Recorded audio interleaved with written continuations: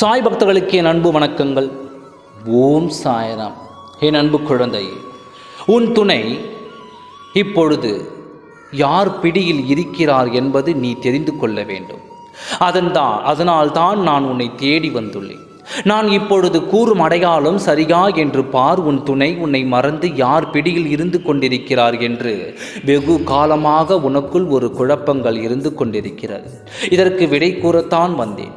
உன் துணையை பிரிந்து இத்தனை காலங்கள் ஆகியும் சந்தேகத்தால் இருக்கும் உனக்கு உன் சந்தேகத்தை தீர்க்க வந்தேன்.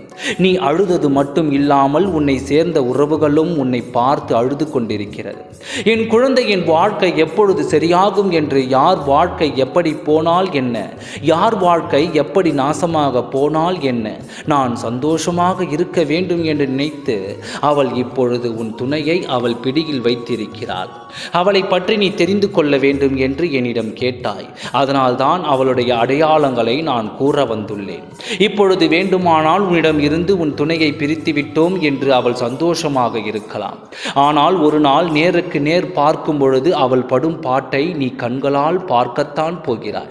அதன் பிறகு உன் கண்களில் அவள் படமாட்டாள். ஒருவரின் வாழ்க்கையை தட்டி பறித்து அந்த வாழ்க்கையில் சந்தோஷத்தை காண வேண்டும் என்று நினைப்பவள் இவள் ஒரு பெண்ணாக இருக்கிறாள் என்று எனக்கே ஆச்சரியமாக இருக்கிறது.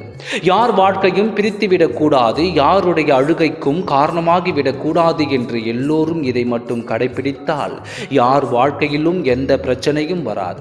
யாரும் பிரியவும் மாட்டார்கள். நல்ல உறவு அடையாளமா? நீங்கள் வைத்த பாசம் அவ்வளவு தானா? முதலில் உறவுகளிடையே பிரிக்கப்படாத அன்பு வேண்டும். அப்பொழுதுதான் யார் வந்து பிரித்தாலும் அந்த அன்பை பிரிக்க முடியாமல் இருக்க முடியும்.